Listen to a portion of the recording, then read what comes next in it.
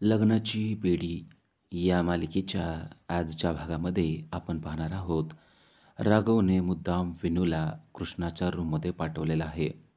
कृष्णा नक्की विनूबरोबर कशी रिॲक्ट करते यावरून आपल्याला समजणार आहे की ती कृष्ण आहे का सिंधू आहे असा त्याचा प्लॅन आहे. विनू आतमध्ये जाऊन सिंधू काकू मी आलोय असं म्हणतो, पण कृष्णा त्याला जवळ देखील घ्यायला तयार नाही आहे. आपल्याला लहान मुलं अजिबात आवडत नाहीत. तू आत्ताच्या आत्ता आपल्यापासून लांब हो आणि आपल्या डोक्याला किरकिर करू नको, आपलं डोकं खाऊ नको, आपल्या डोक्याची मंडई करू नको, अशा शब्दात ती विनूशी बोलत असते. विनू तिच्या जवळ जायचा प्रयत्न करत असतो तेव्हा विनूचा पाय तिच्या पायावर पडतो आणि ती आरडाओरडा करायला लागते. विनू तिला म्हणतो की तू माझा पाय बरा केला होता सिंधू काकू, आठवतंय का? कृष्णा म्हणते पण तू माझा पाय मोडून टाकला आणि कृष्णा अक्षरशः लहान मुलासारखं रडायला लागते. विनूला तर समजतच नाहीये ही नक्की कोणती व्यक्ती आहे. दिसते तर सिंधूसारखी पण वागते मात्र एकदम लहान मुलांसारखे. तरी देखील विनू स्वतःचं नाव सांगतो, मी विनू आहे, तुम्ही मला का ओळखत नाही, तुम्ही असं का करताय? तेव्हा कृष्णा म्हणते, विनू तू काय विनतोस रे, मला मात्र तुझ्याशी काही बोलायची इच्छा नाही आहे. आपलं डोकं अजिबात खाऊ नकोस, आपल्याला ना आता खूप राग येत आहे, तो आत्ताच्या आत्ता इथून निघून जा, असं बोलून तिने त्याला बाहेर काढत असते. हे सर्व काही बाहेरून राघव पाहतोय आणि त्याची खात्री पटते की ही नक्कीच सिंधू नाहीये.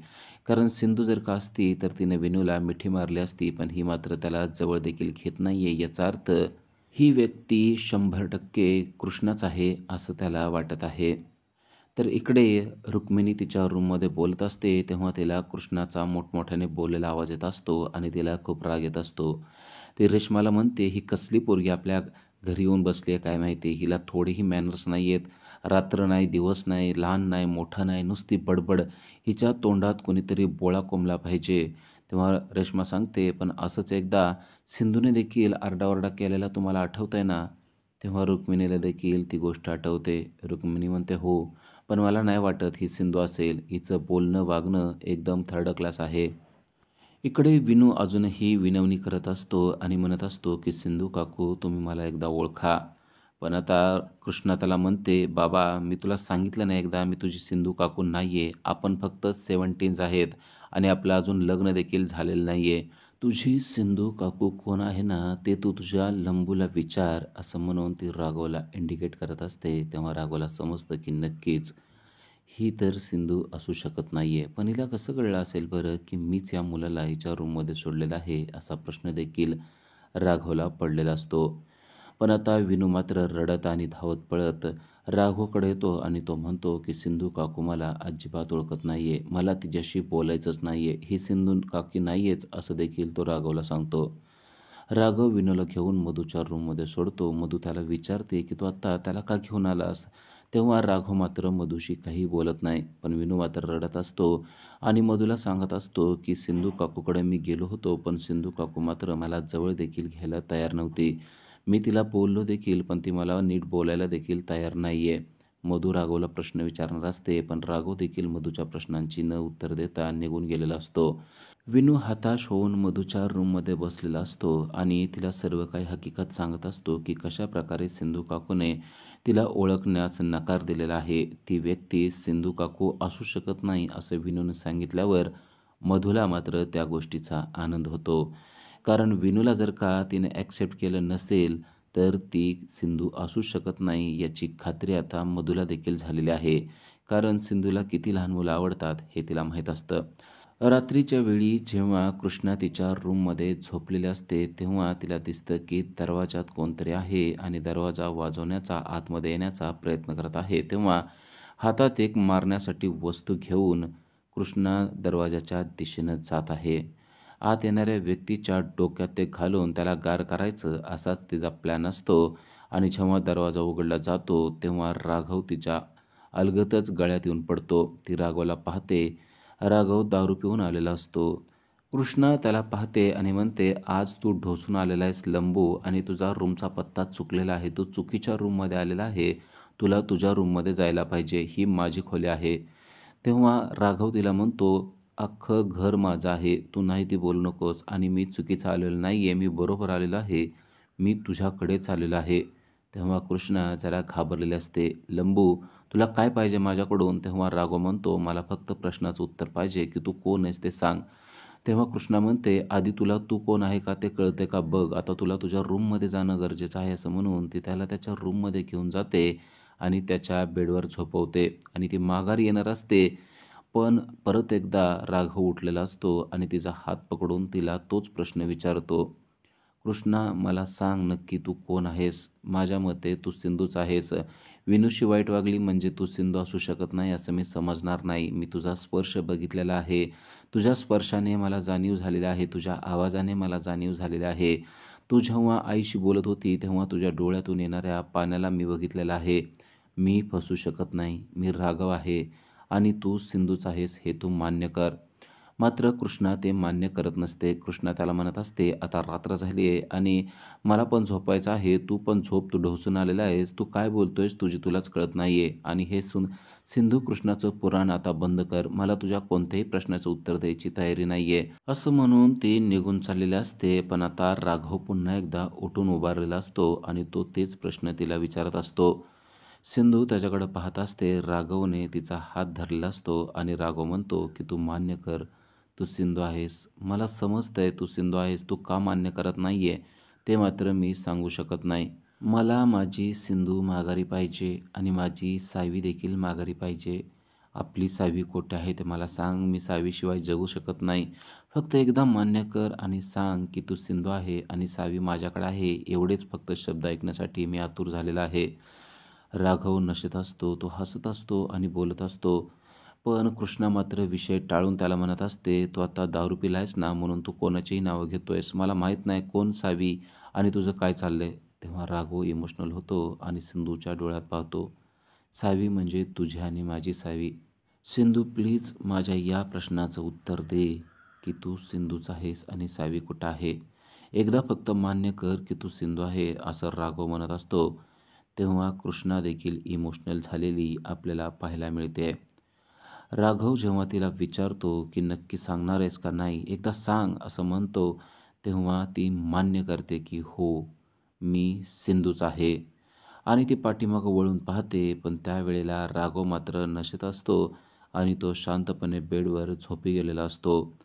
कृष्णाने मान्य केलं आहे की ती सिंधू आहे, पण ही गोष्ट राघवला मात्र कळलेली नाही आहे आणि ती राघवला बेडवर शांतपणे झोपवते.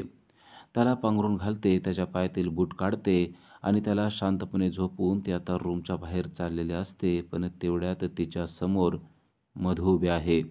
मधू सर्व काही पाहते आणि आता ती कृष्णाला प्रश्न विचारते, तू आत्ता राघवला काय सांगितलं?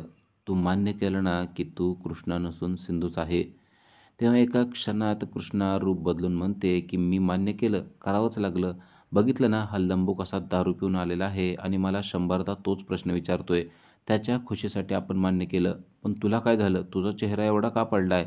तुझा काय प्रॉब्लेम आहे का? असं म्हणून मधूला तिनं गंभीर करून टाकलेलं आहे आणि मधूला या प्रश्नावर काय रिॲक्ट करावं तेच कळत नाहीये. सकाळ होते. राघव झोपेतून उठलेला असतो. राघव झोपेतून उठतो तेव्हा त्याला भजनाचा आवाज येत आहे. हा तर आवाज सिंधूचा आहे असं तो म्हणत आहे. सिंधू राजश्रीच्या जवळ बसलेली आहे आणि भजन गात आहे. राजश्रीला चांगलं वाटावं याकरता ती भजन गात असते. राघवला मात्र या आवाजामुळे आता कन्फर्म वाटते की ही कृष्णा नाहीये, ही सिंधूच आहे. आणि इकडे कृष्णा मात्र राजश्रीच्या समोर बसलेले असते आणि केशवा माधवा तुझ्या नामात रे गोडवा हे भजन गात असते. राघव पुन्हा एकदा तिच्याकडे पाहतो. ही 100% सिंधूच आहे अशी खात्री आता त्याला पटलेली असते आणि त्यामुळे त्याने ऋषभला फोन केलेला आहे. ऋषभला तो फोन करून सांगत असतो की मला खात्री आहे की ही कृष्णा नसून सिंधूच आहे. ऋषभ म्हणतो, तुला काही वाटतंय? तुझ्याकडे काही पुरावा आहे का? तेव्हा राघव म्हणतो, माझ्याकडे पुरावा नाही आहे, पण माझ्याकडे एक प्लॅन आहे. मी एक प्लॅन सांगतो, त्याप्रमाणे आपण काम करूया. असं म्हणून तो ऋषभला एक प्लॅन सांगायला सुरुवात करतो. ऋषभला तो प्लॅन सांगत असतोच आणि तेवढ्यात तिकडून सिंधू येते आणि सिंधू त्याच्या समोर येऊन उभा राहते आणि म्हणते, तू कसले प्लॅन करतो रे? तू काय प्लॅन करू नको. आपल्याला आत्ताच्या आत्ता पैसे पाहिजेत आणि त्याचबरोबर आपल्या रूममध्ये परत दारू पिऊन यायचं नाही, ही गोष्ट लक्षात ठेव. तेव्हा राघव तिला म्हणतो की काल तू सिंधू आहेस हे मान्य केलेलं आहे आणि हे मी माझ्या कानाने ऐकलंय. तेव्हा ती म्हणते, तू नशेत होता त्यामुळं तुला तसं वाटलं असेल. आपण काहीच मान्य केलेलं नाही आहे. राघव म्हणतो, "मी नशेत असलो तरी शेवटी तू काहीतरी बोलली होती हे मला आठवतंय. तू सिंधू आहे हे मान्य केलं होतं."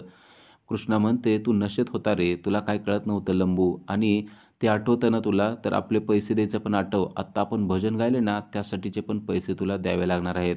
तुझ्या आईसाठी आपण एवढं काय करतोय, तू आपल्यासाठी एवढं करू शकत नाही." असं म्हणून ती मोबाईल काढते, मोबाईलचा स्कॅनर काढते आणि या स्कॅनर्समध्ये आत्ताच्या आत्ता आपले भजन गायल्याचे पैसे देखील पाठवावे लागतील. ही गोष्ट लक्षात ठेव. लंबू, तू ना खूप चेंगट आहेस. तुझ्या हातून पैसे सुटत नाहीत असं मला वाटतंय. आपल्याला पैसे पाहिजेत. आपल्याला तू कृष्णा म्हण अथवा सिंधू म्हण, आपल्याला काही फरक पडत नाही. आपल्याला फरक पडतो तो आपल्या पैशानं. त्यामुळं आपण टाकलेल्या स्कॅनरवर आपल्याला आत्ताच्या आत्ता पैसे पाहिजेत. नाहीतर आपलं इतकं वाईट कोणी नाही असं म्हणून कृष्णा तिथून जाते. पण इकडे मधू मात्र खूपच खुश झालेले आहे आणि त्या खुशीमध्ये तिने शकुंतलाला फोन लावून सांगते की ही सिंधू नाहीच आहे. कारण ही सिंधू असती तर हिने विनूला ॲक्सेप्ट केलं असतं, विनूला जवळ घेतलं असतं, त्याला गोड बोलली असती. पण विनूला पाहून ती अजिबात तसं काही केलं नाही. ती अजिबात चांगलं रिॲक्ट झाली नाही आणि विनूला तिने ढकलून दिलेलं आहे. यावरून ही व्यक्ती 100% कृष्णाच आहे. तेवढ्यात शकुंतला म्हणते, लगेच कोणत्याच गोष्टी सेलिब्रेट करू नसतात. काही गोष्टींना वाट बघावी लागते आणि आज संध्याकाळी काय होणार आहे त्याची जरा वाट बघा, म्हणजे तुम्हाला समजेल ही नक्की कोण आहे. उद्याच्या भागामध्ये आपल्याला पाहायला मिळतं की कृष्णांवर गुंडांनी हल्ला केलेला आहे आणि गुंड तिला मारण्यासाठी वेगवेगळे हत्यारे घेऊन तिच्या समोर उभे आहेत. पण या गोष्टीचं शूटिंग मधू लांबून करत आहे. जर का हिने या गुंडांचा हल्ला परतून लावला तर ही व्यक्ती कृष्ण असू शकत नाही, ती सिंधूच असू शकते असा तिचा कयास आहे.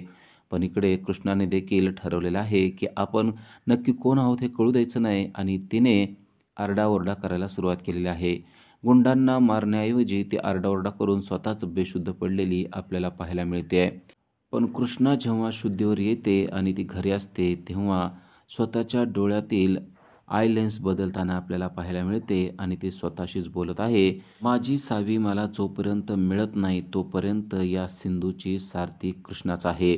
मी सिंधू असले तरी ते कोणालाही कळू देणार नाही." अशा अर्थानेच सिंधू बोलत आहे. म्हणजे ही व्यक्ती कृष्णा नसून सिंधूच आहे असं आता तिने मान्य केलेलं आपल्याला पाहायला मिळतंय. पण ही गोष्ट ती राघवला कधी सांगेल ते आपल्याला पुढील भागातच समजणार आहे. अशाच अपडेटसाठी चॅनलला सबस्क्राईब करा. थँक्यू.